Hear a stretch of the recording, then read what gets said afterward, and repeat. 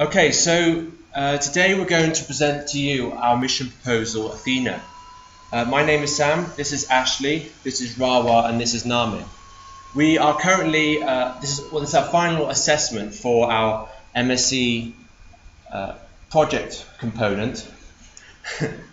And this project component's been going on for the last 6 months, and it's comprised of a couple of previous presentations which have no relation to this one, as this one is a presentation that incorporates all of our work since the beginning of the project. All right, so this mission is about exploring one of Saturn's moons, Enceladus. We are investigating the habitability of the moon, which includes characterizing unexpected heat, volcanic activity, the conformation of the subsurface ocean, and finally, the potential to look for microbial life. This presentation complements our group appendix, which is available to you after this presentation if you want to have a look at it. It's also being recorded for YouTube, so feel free to let me know if you want to see the presentation all over again another day. Presented here is a breakdown of today's presentation. We're going to start off by talking about why we're going to go to Enceladus in the first place. And then we're going to look at the mission's goals, scientific investigations, objectives, and instruments used for this science on Enceladus.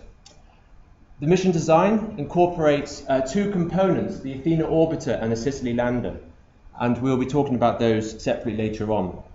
We'll conclude by looking at the risks and also summarizing the key components of this presentation. You might be interested to know where the names Athena and Sicily came from. They didn't come to us by chance. We did some research into Greek mythology.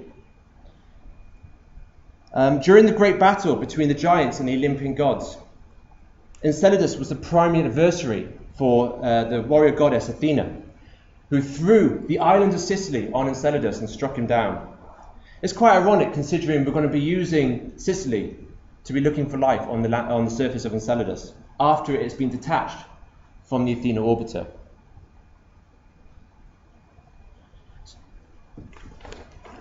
This first section covers the current understanding of Enceladus, and practically everything I'm going to tell you comes from the Cassini orbiter, which is still orbiting around Saturn as we speak. Unfortunately, it wasn't designed as a dedicated Enceladus orbiter, therefore its data on Enceladus is limited, but it's got a lot of high resolution, and a lot of questions have been answered, but a lot of questions still remain. Our mission proposal is going to address these questions. So this is a lovely picture of Saturn and some of its inner moons.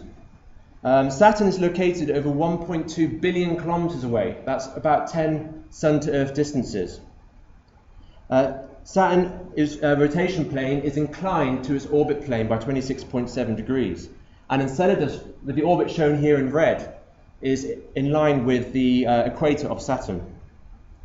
It takes 32.9 hours for Enceladus to rotate once on its axis and also rotate once around Saturn. Therefore, it always has one face pointing towards the planet. It also, with its sister moon located at the top called Dione, is also in a 2-1 orbital resonance with her. And so Enceladus will orbit Saturn twice while Dione orbits once. This resonance causes frequent periods of intensive tidal heating, separated by inactive periods. I'll go into that in more detail later. The second image just shows how small Enceladus is compared to other bodies in the solar system. And you can see against the UK, it stands about 500 kilometers in diameter.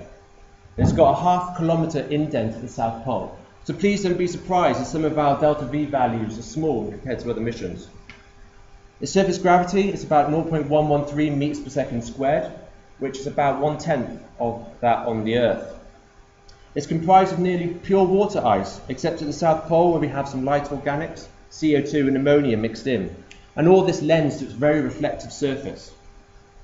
The surface terrain varies on Enceladus, with the North Pole approximately 4,200 million years old, near the age of our solar system, whilst the South Pole, investigated by Caroline Porco and a team, suggests that it's approximately 100 million years old. Very surprising, very young for a moon of this size. Thanks to NASA and my wonderful editing, I've got a short 30-second video to show you, which will give you an idea of the background of Enceladus and some of its features that it has on offer for us. We start by zooming in. You can see that the E-ring is at the bottom and the very reflective surface of Enceladus. As we zoom in further, we get to see matter emanating, hanging over the South Pole. Once we zoom in further, we can see streaks of light, which are actual jets of water vapor and some simple organics. After some clever analysis by some researchers and teams, we've located these jets to be from 4 principal trenches on the South Pole. These 4 trenches, named after their appearance, is called the tiger stripes. So the rest of this presentation, well, for my part at least, we'll be looking at these features, but in reverse. So we'll start with the tiger stripes, the jets they emit, and then finish with the plume. But Enceladus doesn't only have these 3 features. It also has heat, about 100 to 200 Kelvin greater than the average surface temperature at that point, at the South Pole, sorry. And also there is evidence for a subsurface ocean here as well. But we'll come to that in a minute. So starting off with the tiger stripes, they are located in the region that is going to be prioritized by a mission called the South Pole, or the South Polar Terrain by many researchers.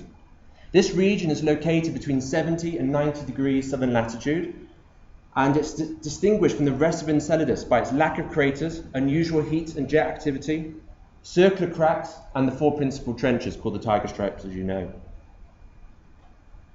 These trenches are typically 130 kilometers long, 500 meters deep, flanked by 100 to 200 meter ridges. The surrounding terrain isn't much different, just smaller in magnitude. There is characteristic spacing between the surrounding ropey terrain of about 1 kilometer.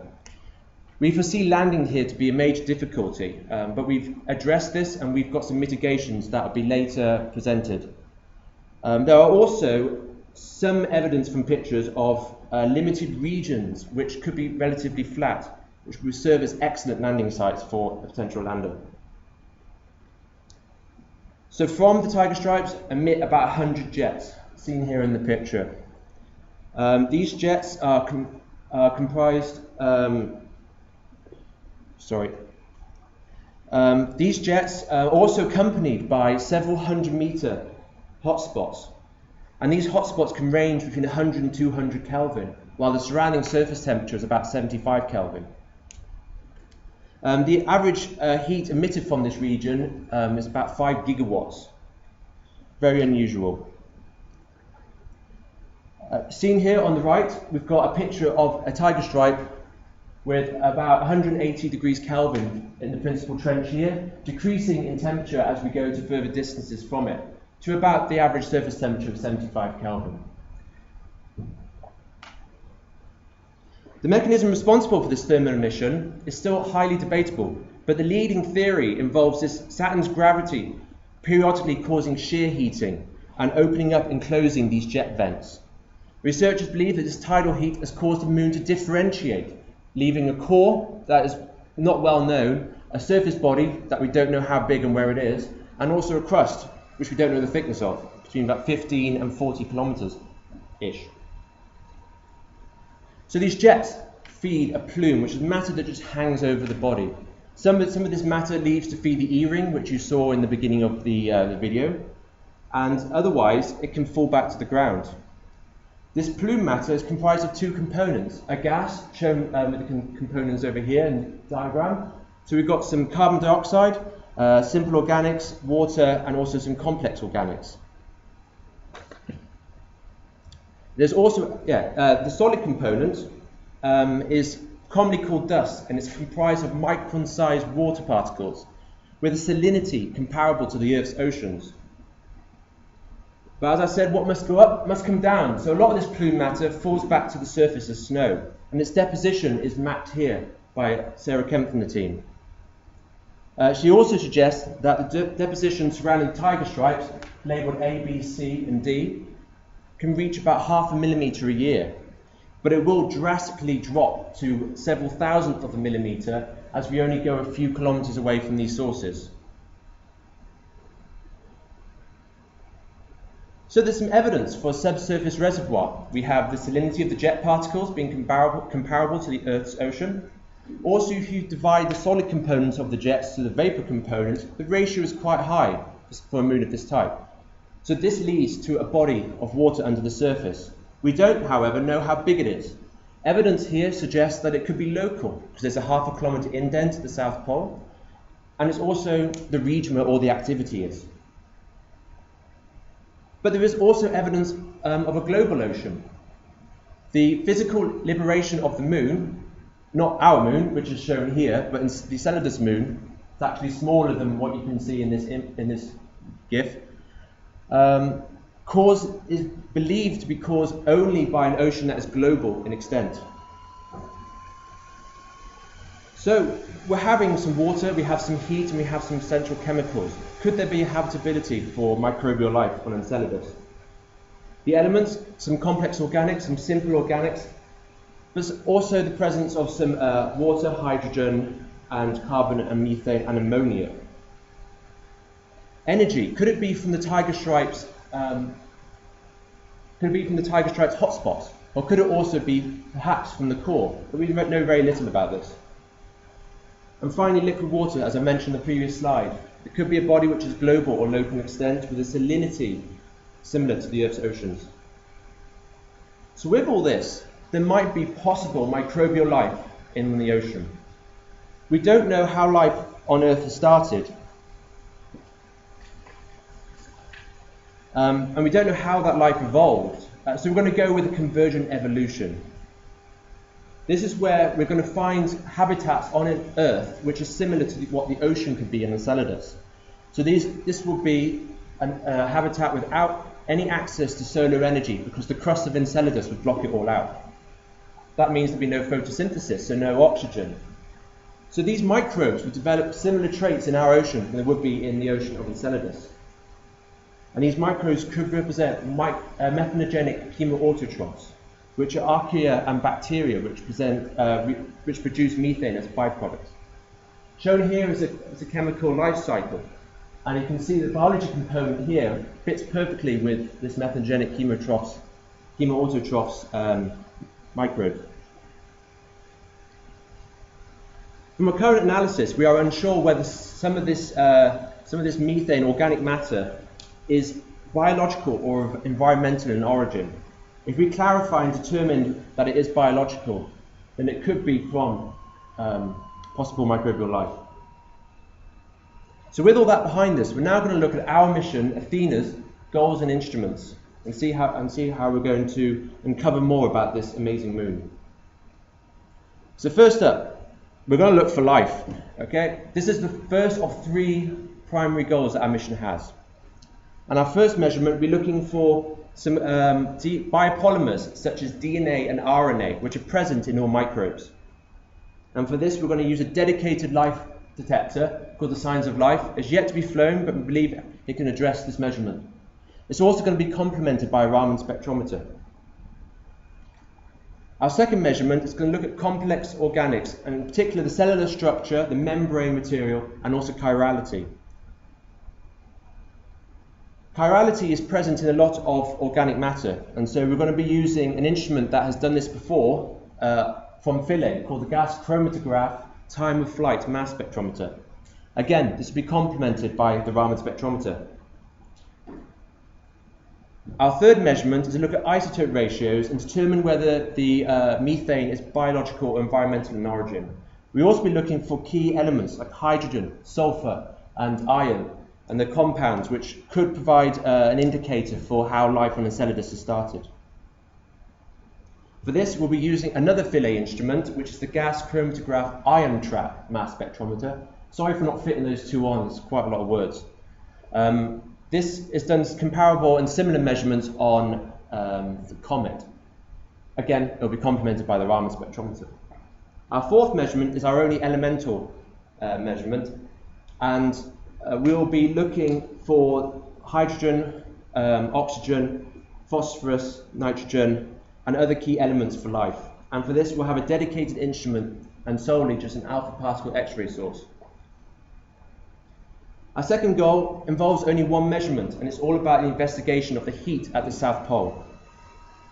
We'll be looking at the tiger stripe's thermal properties and trying to understand more of it, and also the tidal heating, which could be a potential cause of the hotspot. For this, we'll have two infrared instruments complementing each other, one being the thermal mapper and one being a mid-infrared spectrometer, which fits in perfectly for the expected temperatures in that region. Our third and final primary goal will be the ocean. Is there a subsurface ocean on Enceladus? Unfortunately, we don't really have the capability of directly detecting it, except through radar. We're going to try and indirectly detect it first by looking at the polar rotation features. So we're going to map the North and the South Pole using both a narrow angle camera for the South Pole and a wide angle camera for the North Pole. We'll then look at the topography of these regions with a laser altimeter. Directly, we're going to see if we can find the ocean. We're going to look then at the subsurface structure, and for that we'll use a dedicated instrument of the ice-penetrating radar. If anything, we'll understand how the jet mechanisms work in the upper few kilometers of the surface. Our final measurement then is the physical properties of the tiger stripe. And for this, we'll be using the laser altimeter for topography and the narrow angle camera for high resolution imaging. The reason why the narrow angle camera is for the confirm and characterize, and the reason why there's two cameras is because the narrow angle camera will also be taking images to meet this measurement at the South Pole. So we don't need to do the wide angle camera on the South Pole because of this. We then come on to our three secondary goals. We only have three for our mission, even though there's likely to be many, many more. But this is just a good taster of what our mission can accomplish. Our first one is to look at the jet's and the plume's temporal properties, as well as its structure. For this, we'll be using the combination of optical cameras, infrared cameras, elemental and molecular instruments on both the orbiter and the lander, and together they can compare data and understand further the properties of the jets and plume. The second goal will be looking at a complete surface and subsurface mapping. So this will involve naturally both our cameras, our laser altimeter for topography, and also the ice penetrating radar for subsurface regions. Our third goal, our final goal, is to look at how the hotspot has varied. Sadly, only for this we've got two dedicated instruments, which are the mid-infrared spectrometer and the thermal mapper. In regards to temporal properties, the Cassini mission has been going for 10 years, and it hasn't discovered a lot of variability in the hotspot, the plume and the jet. Our mission, our science mission, is about 10 months, so we're likely not to discover anything as well. But we're looking to compare the data obtained by Athena to that from Cassini, and that gives us a range of about 30 years. So as a summary, we've included all the instruments here for the orbiter. Heritage is quite high. We don't foresee a lot of change with these instruments. The only one that could throw an issue is the ice-penetrating radar, which is still in development for the JUICE mission. If all goes according to plan, that should be ready a couple of years, maybe 3 or 4 years before our mission is going to launch. And we can do some final adjustments to the technology.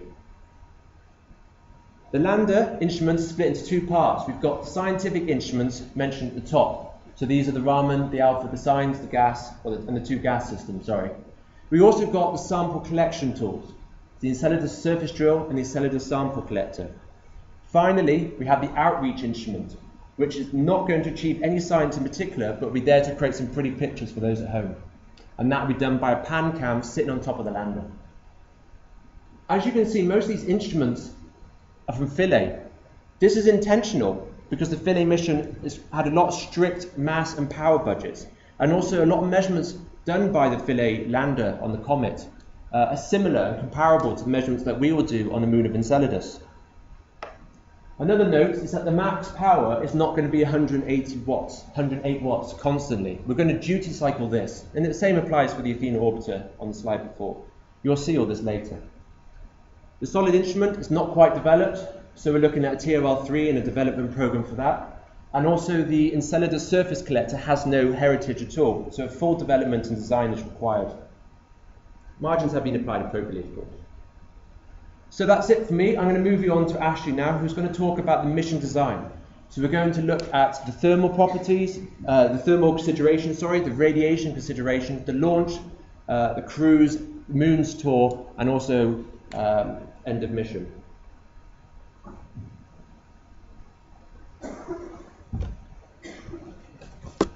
Thanks, Sam.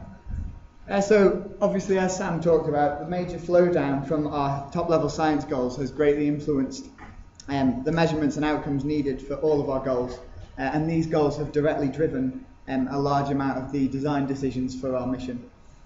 These decisions include, but are not limited to, any of our propulsion requirements, our power requirements, any radiation protection required both for survival during transit as well as peak operation to ensure correct delivery of any science measurements, and then any thermal requirements. Many of these issues are then further compounded by the separation of the mission into the two separate orbiter and lander modules, which of course brings its own unique challenges. The prospect of a sample return was briefly investigated. Collecting samples and returning them to Earth would be an unprecedented achievement and would allow truly astonishing levels of science and research to be completed. Unfortunately, while the prospect of a sample return is tantalizing, the realities of completing such a mission are far beyond the current technologies and solutions available. Some of these issues include there is almost no heritage. The most ambitious sample return to date is to this asteroid by the Japanese, and it's the only successful asteroid sample return, and that was within the Mars orbit, so obviously a lot closer than Enceladus. And this obviously gives rise to many technological development requirements as well as potentially enormous delta V considerations. So unfortunately, while a lander mission does still require many developments opposed to a basic orbiter, we feel that the technologies available are rich enough, heritage rich enough, and adaptable enough to achieve the goals that we are setting out to achieve. So the mission consists of a lander and an orbiter. The mission consists of a lander and an orbiter, as Sam mentioned, and we have a mass, power, and data breakdown shown in this table. As you can see, the payload and instrument masses are very similar between the orbiter and the lander, but the fuel, power, and data requirements are much higher for the orbiter module, and this largely arises due to the difference in operation periods, as the lander will only be alive for approximately 80 hours. Athena will perform a range of observations of Enceladus, including ensuring that a suitable landing site is chosen.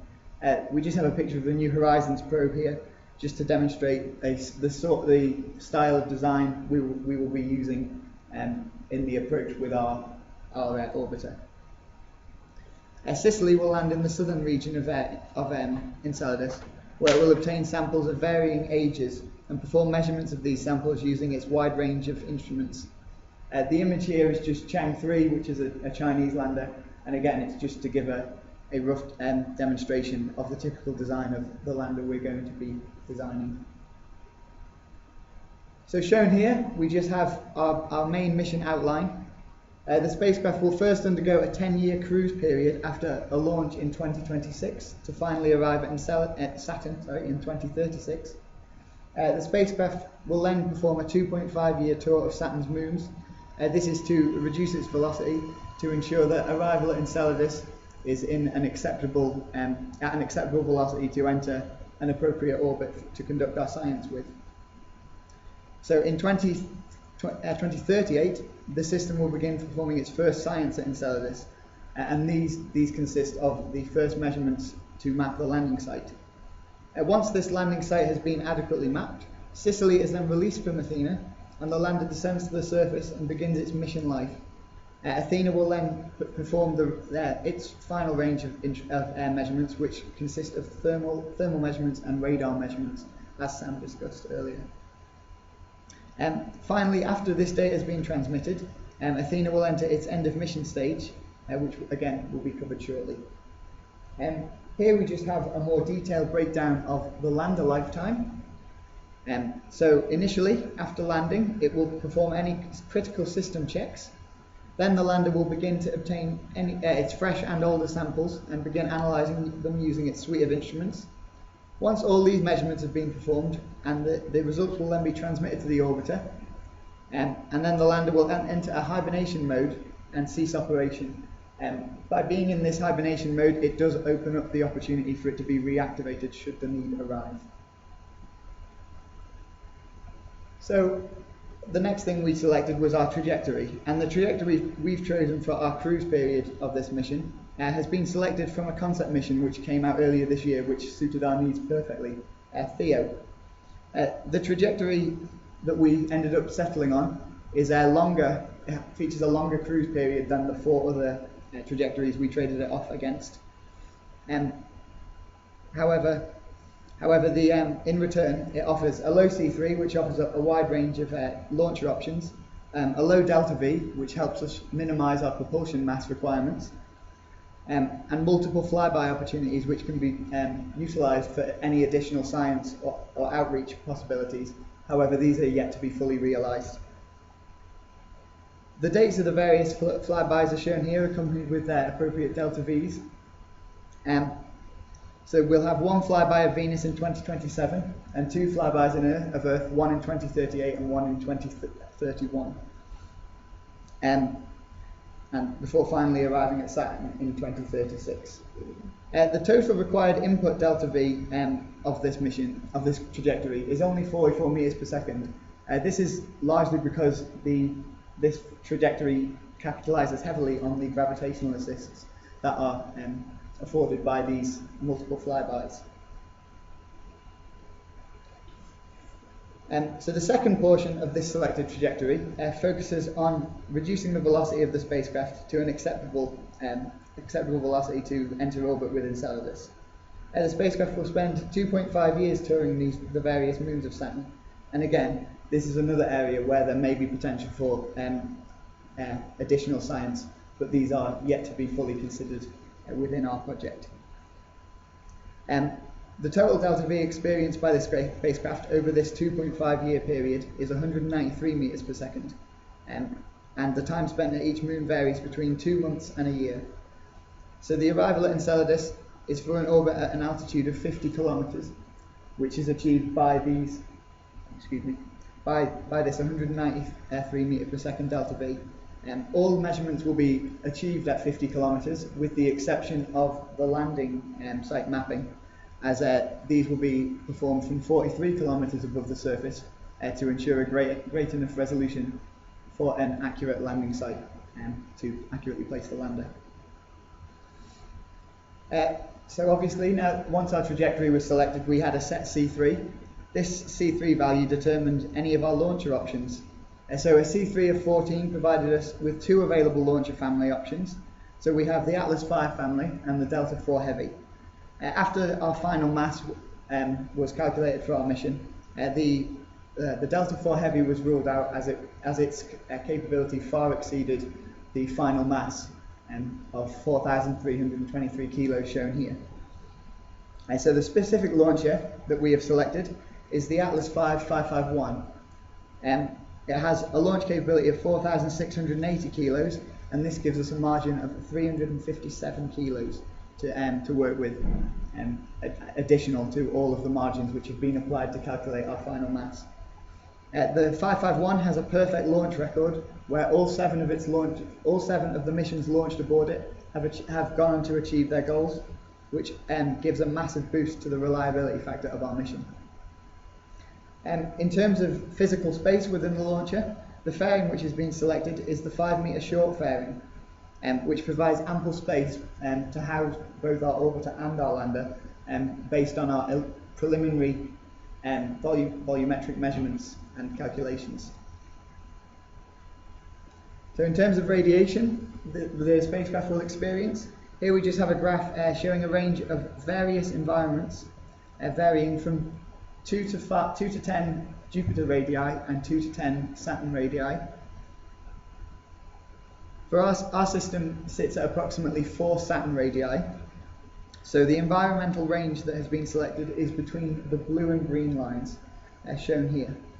This environment has been used as a rough model for what the spacecraft will experience during its operation, and has been used to calculate the total levels of shielding required on a component by component basis for every portion of the spacecraft.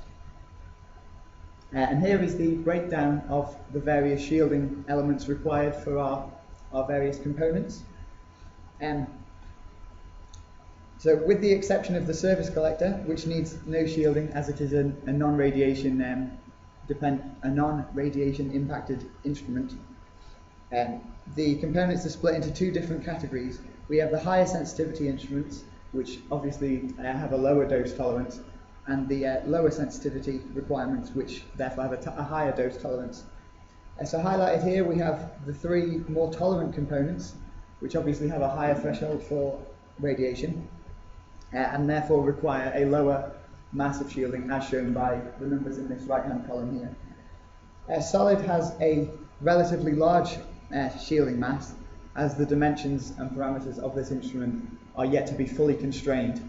But we anticipate that as solid proceeds down its development path, this shielding mass will likely reduce as the instrument becomes more discrete.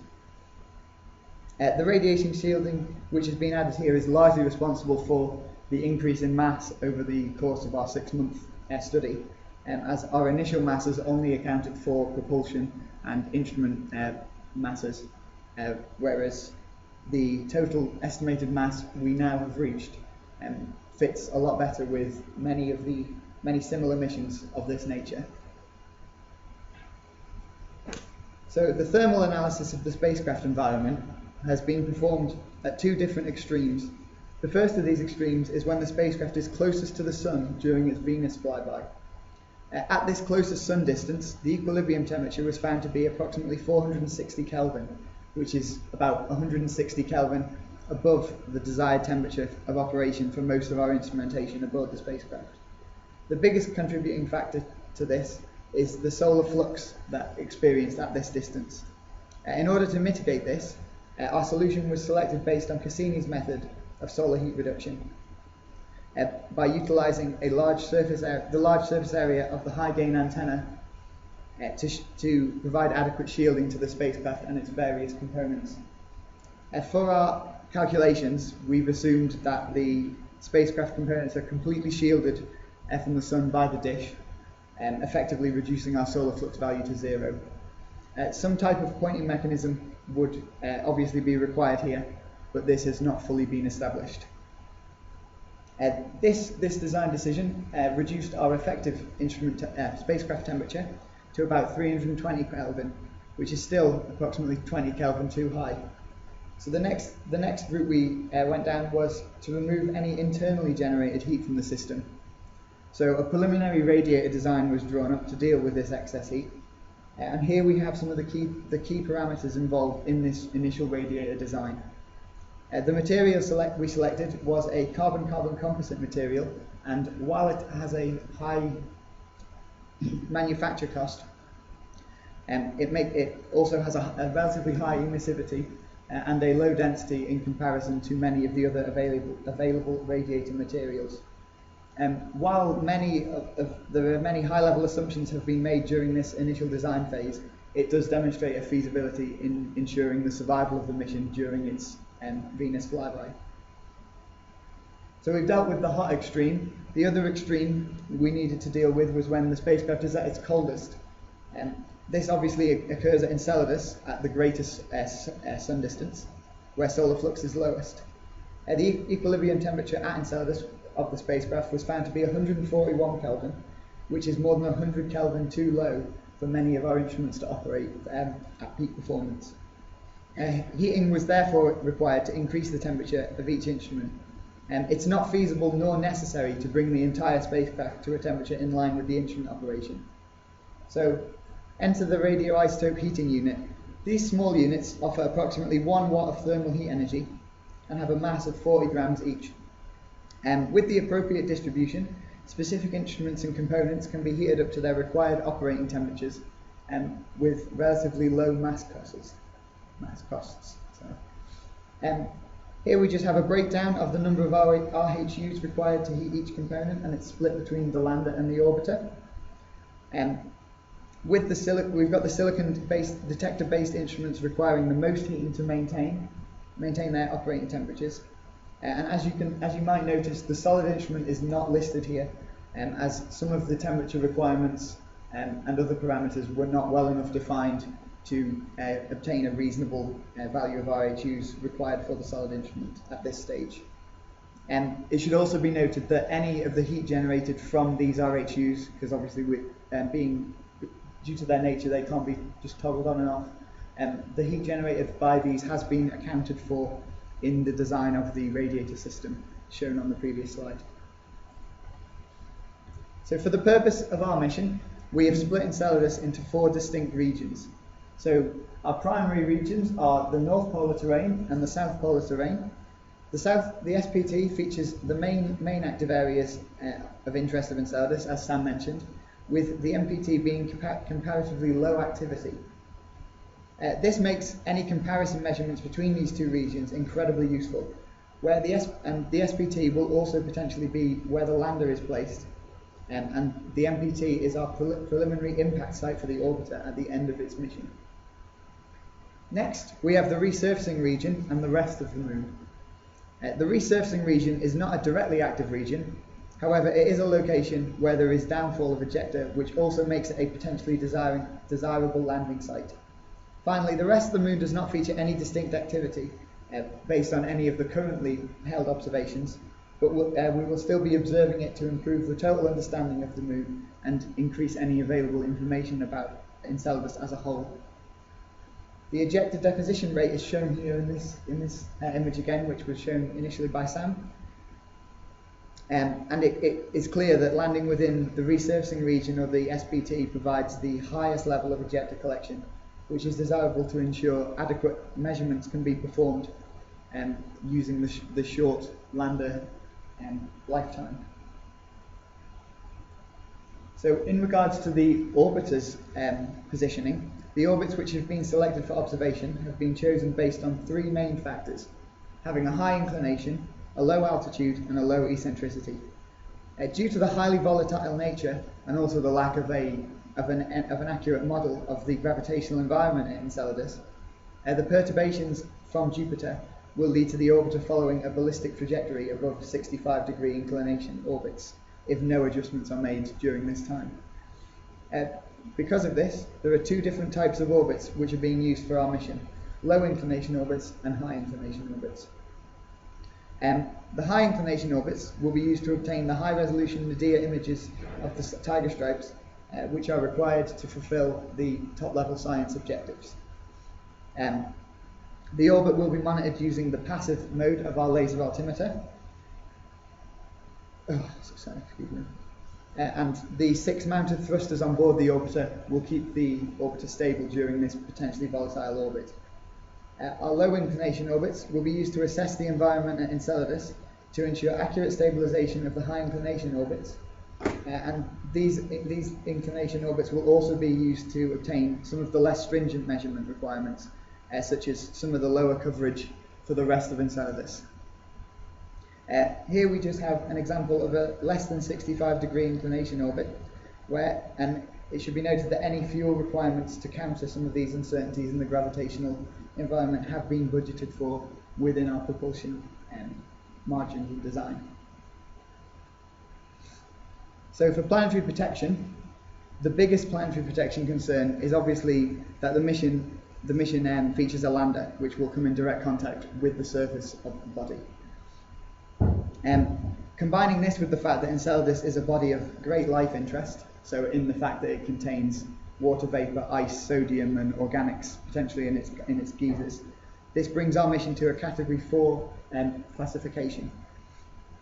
The outcome of the mission may also lead to many other missions focused on exploration of the surface of Enceladus, so it's important to ensure that there are no long-term consequences left from our mission. Here we have the requirements for Category 4 planetary protection missions, which largely revolve around implementing implementing plans and writing reports based on the progression of the mission and any situations which may arise specific to our mission. There are also a handful of directly preventative measures such as trajectory biasing or sterilization. And it should be noted that these are in addition to the basic planetary protection requirements for any mission. They are not just exclusive of them. So next we have contamination control, which is the flip side of planetary protection.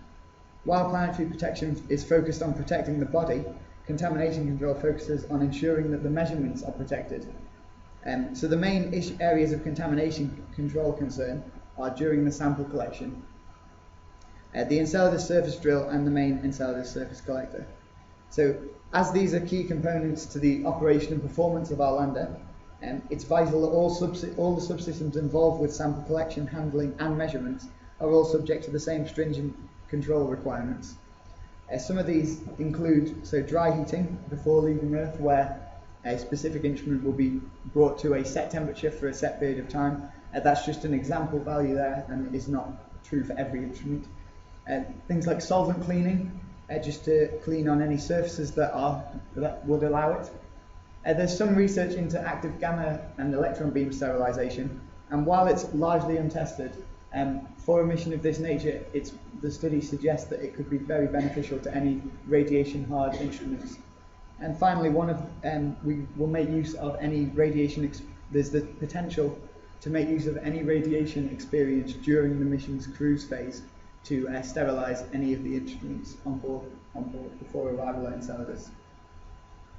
I'll now pass you over to Rawaa, who's just going to talk through about the orbiter Athena.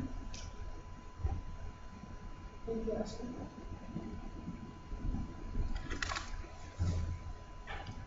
Good morning, I am Rawaa Algareb. I want to introduce the third part of Athena mission, which is orbiter design. First of all, I want to mention, as previously mentioned, we have two types of orbiter, where all orbiters are circular and have a period of 3.41 hours for each orbit. This diagram can show us the main coverage regions and the approximate cut-off points of these orbits. Tiger stripes requires high inclination and low inclination orbits. Without high inclination orbits, the resolution on the Tiger stripes and the south polar terrain of its narrow angle camera and wide angle camera would not be high enough to achieve Athena science objectives. Athena operation life is nearly 2,130 orbits. Will spend 10 months, which start from 7 of 2039 until 5 of 2040. This table, the main thing I want to mention for the number of orbits which are calculated by using instruments, individual footprints of instruments on the surface and its coverage regions. Its coverage requirements. These numbers exclude any eclipsing period with optical cameras, and also they are doubled to a low omega high gain antenna to do communication with Earth.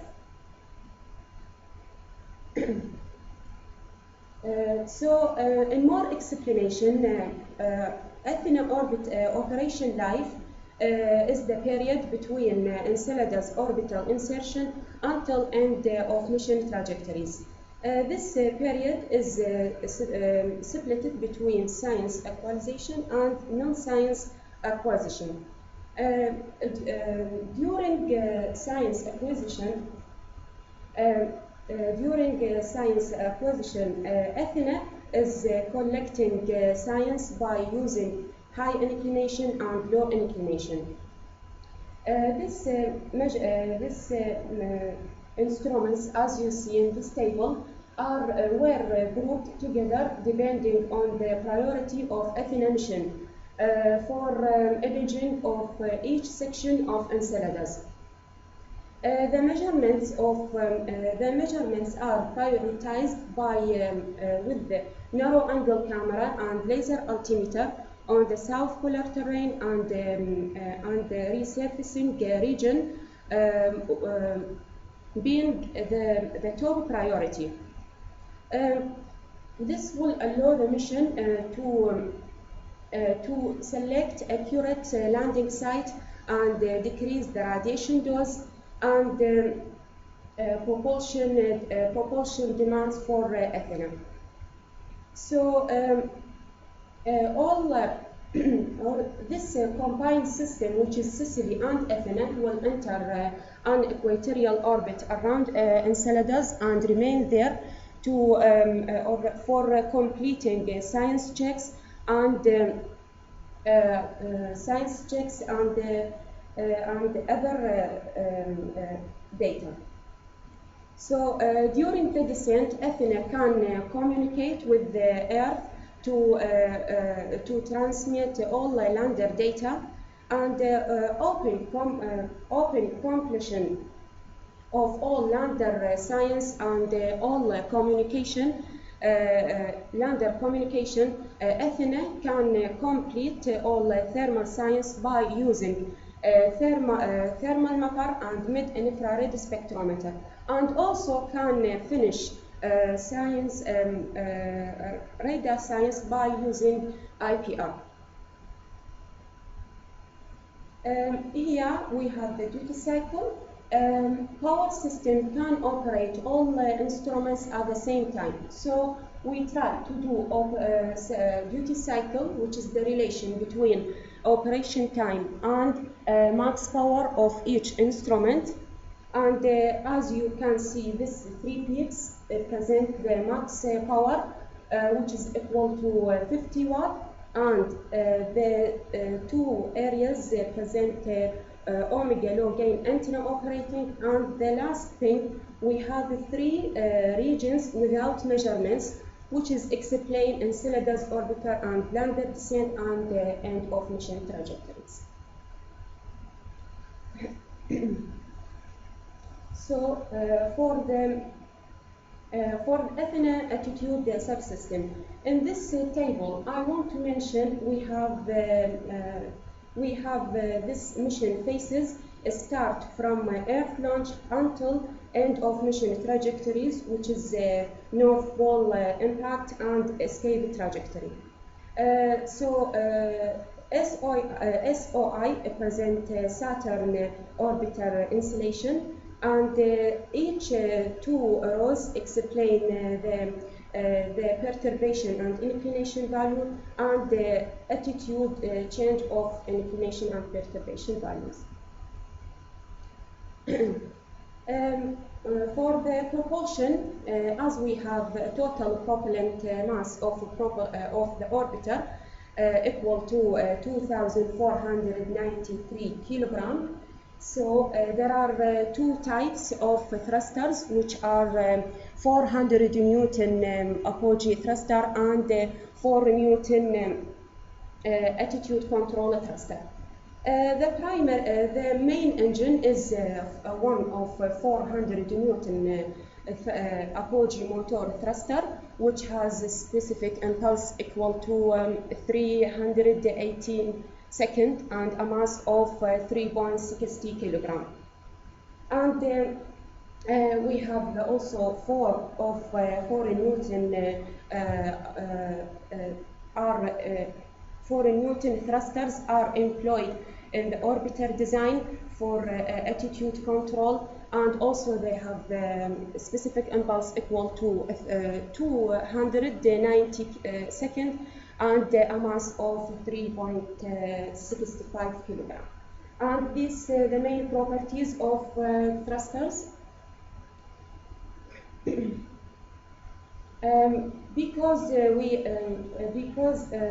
Also, I want to mention we will use biopropellant system for these thrusters, and it needs fuel and oxidizer. So we will use MMH as fuel and N2O4 as oxidizer, with the main properties of tanks polypropylene to store this fuel and oxidizer.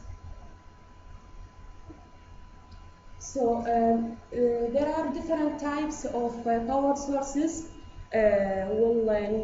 or can power spacecraft for space missions, such as batteries,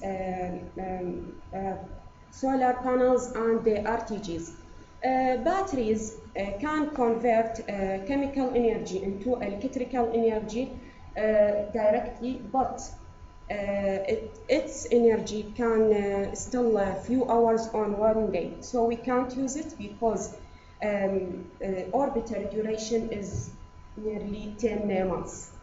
So for the solar panels we can use it also, because Enceladus is an icy moon and it has a very low solar flux. Therefore, we selected the multi-mission radioisotope thermal generator, which will use plutonium-238 as a radioactive material, and also it based on Mars Science Laboratory System (MMRTG), which can produce 110 watt of electrical energy. So it is enough, because we will need just 97 watt for the orbiter, and which comes from subsystems in this table. This system has also approximate 2,000 thermal energy, which need to be radiated from this system. This can be achieved by making us radiators for the MMRTG and radiators into space.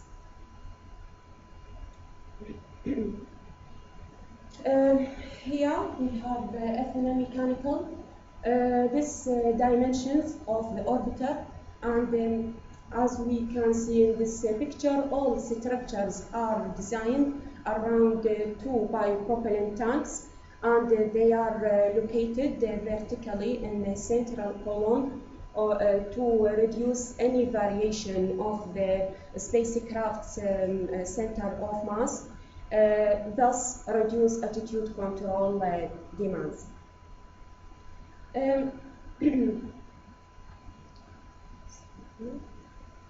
Here we have 3 layers of the orbiter. Surrounding the propellant tanks is a 2 centimeter thick cylinder, which made from carbon fiber reinforced polymer. And also, to add support to this structure, we need the other cylinder, which made from the same materials, but with 1 centimeter thickness. The final layer, which is 5 millimeter shell aluminum, this shell can provide radiation shielding for the internal components of ethylene. All these shells can provide resistance to the structures from other loads of launch phase or vibration or shocks. So here the final design of the orbiter, and we used this material because it has low density, high stiffness, and very high specific strength.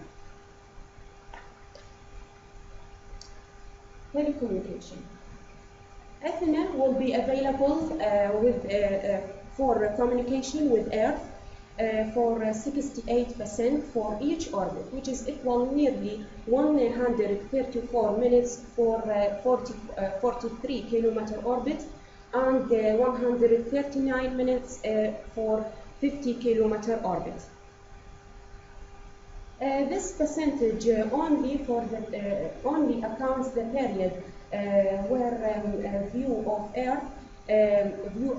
of Earth will be obscured by Enceladus and doesn't take any account of potential eclipsing of Enceladus by Jupiter.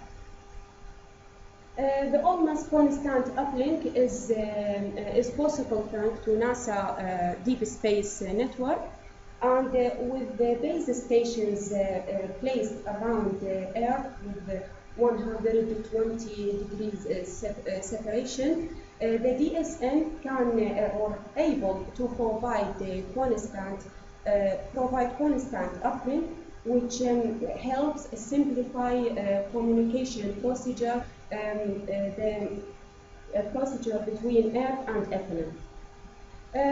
Here we have the high gain antenna featured on the Athena, which is based on the Cassini high gain antenna, and serves as the main relay between Athena and DSN.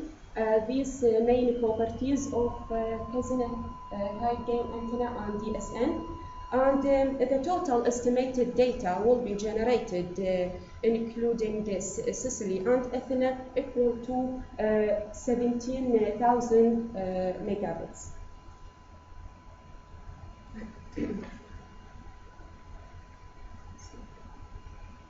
Okay, for a guidance navigation control system can control the spacecraft's positions in space and direct it on its target place with the maintained knowledge to the celestial bodies such as the Sun and Earth. This information is very important to get in order to get the correct way of Enceladus, our communication with the Earth. This system this system can maintain information about the location of Athena while it is in its orbit and with accurately point the cameras. Therefore, this system can provide accurate image for the desired location, while control device system can control can change the spacecraft direction and speed rates.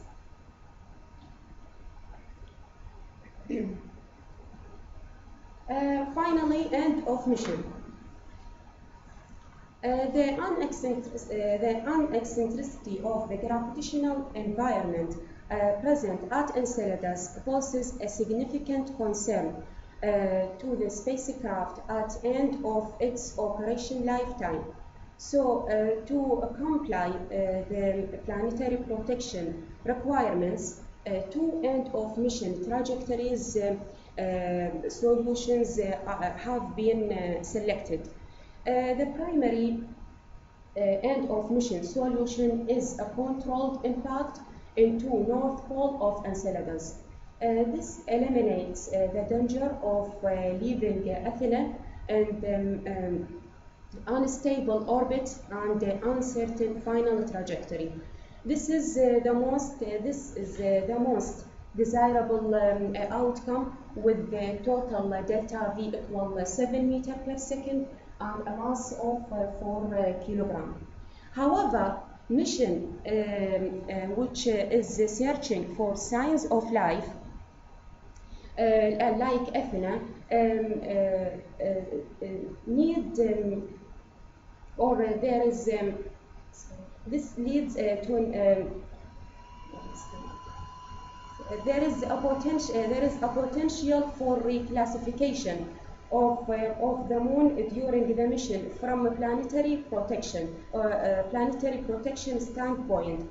Therefore, we have to select alternative end of mission plan. Therefore, a backup end of mission proposal involving putting Athena at the unescaped trajectory and away from the Enceladus in deep space, but the delta V will be slightly higher, which is equal to 64 meter per second and a mass of 39 kilograms. Thank you very much. The last part of our presentation will be presented by Narmin.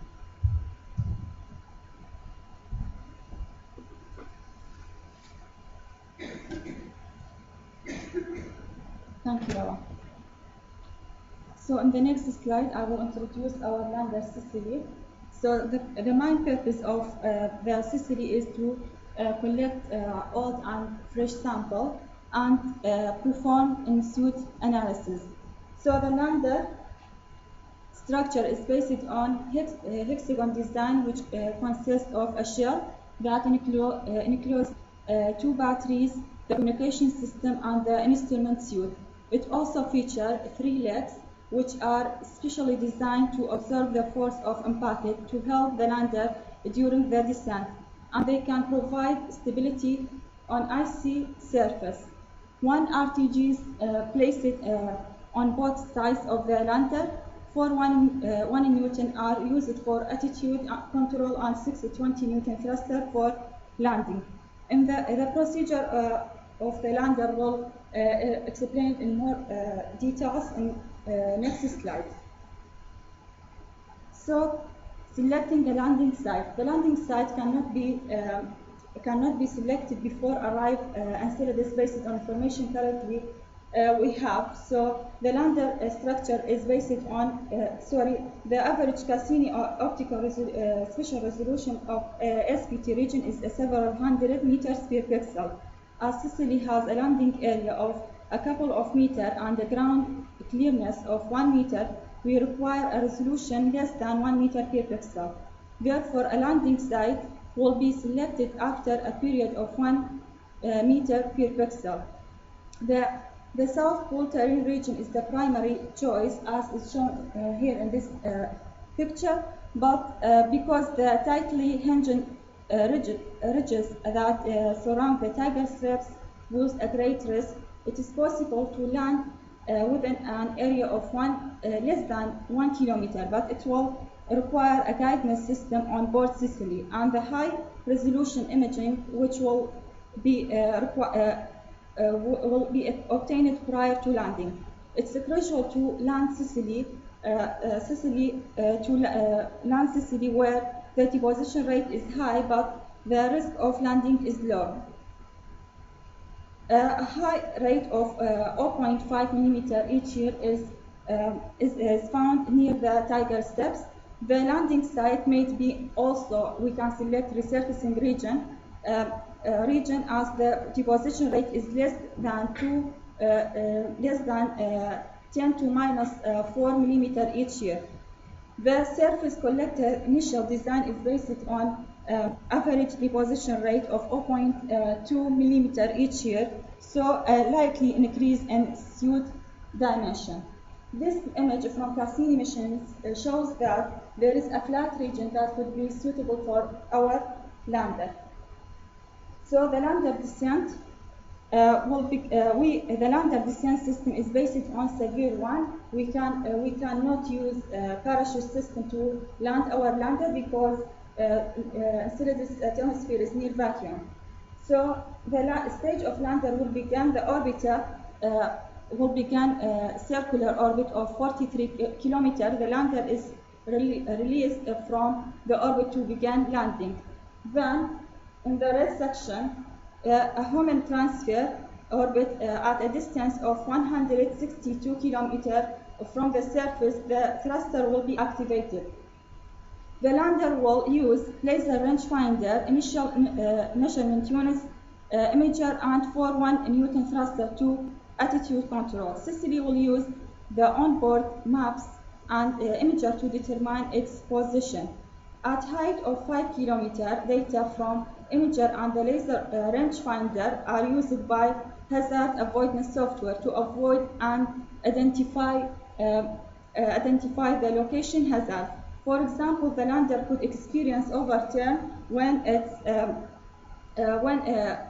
there are ice blocks that larger than 25 centimeters. And the final stage of descent is at 5 meters, the lander free falls. So the most important part of our lander, Sicily, is the 3-engine landing gear legs are vital to the survival of the lander by primarily observing the impacted energy when the lander touches down on the surface. In addition, they need to be able to deal with landing on any obstacle unstable surface, and thus when deployed, they are designed to space wide at high angle in order to provide maximum stabilization. So the Sicily propulsion, the propulsion system features we will use 620 Newton thruster for descent. On this table, in this table, we have some properties of our 20 Newton thruster, and also we will use, in addition, we will use 1 Newton thruster for attitude control. These some properties of our for our 1 Newton thruster and their tank. In this table, as you can see, the dry mass of our of Sicily is 582, and the weight mass is 658 kilograms. And the delta V of the descent attitude is 50% of delta V of landed descent. Sicily operation life. After landing, Sicily operation life will consist of seven periods. We'll start with system checks for science, communication, hibernation.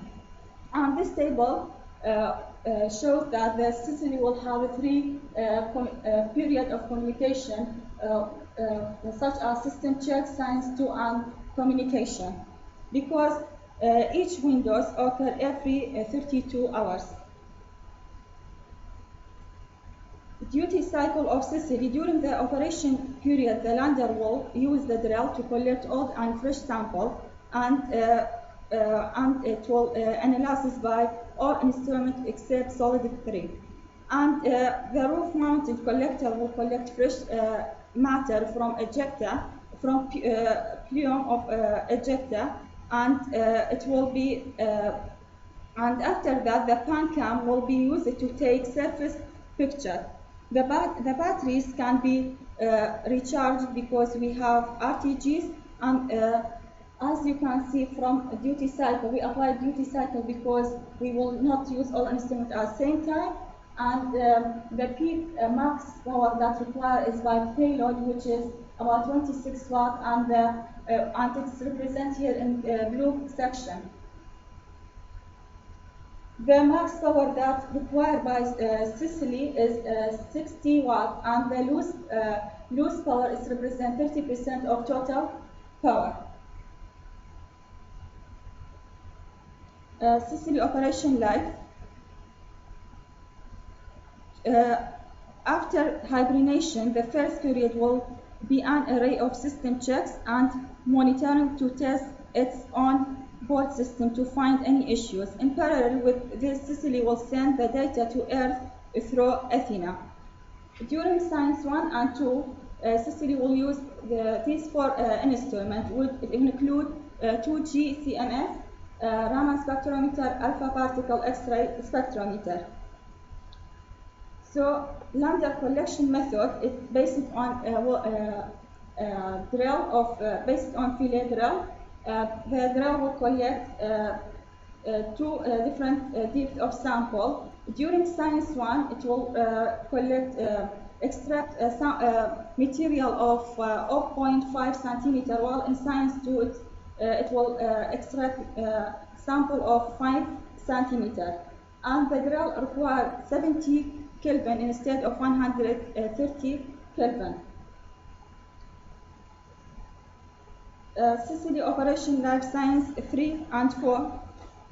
In the Science 3, we will see the first measurement on the Plioms matter by the Raman spectrometer and solid 3 instrument, and it will take approximately 6 hours. In Science 4, we will see also that we will use the Enceladus sample collector, but it will feed to the matter into the 2 GCMS system instead of the Raman spectrometer and solid 3 instrument. This takes approximately 5 hours.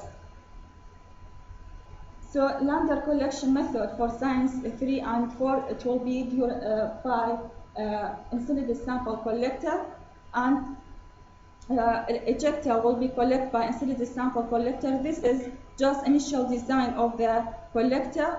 The mass of this collector is approximately 13 kilograms, and it has hollow cuboid collector made of aluminium.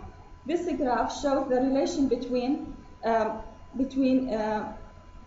collection area and deposition rate. So the deposition rate is likely 0.5 millimeter each year or less. Therefore, an area of 0.56 meter square is the most appropriate. The white line here in this graph shows the minimum volume that we will need to collect in 42 hours.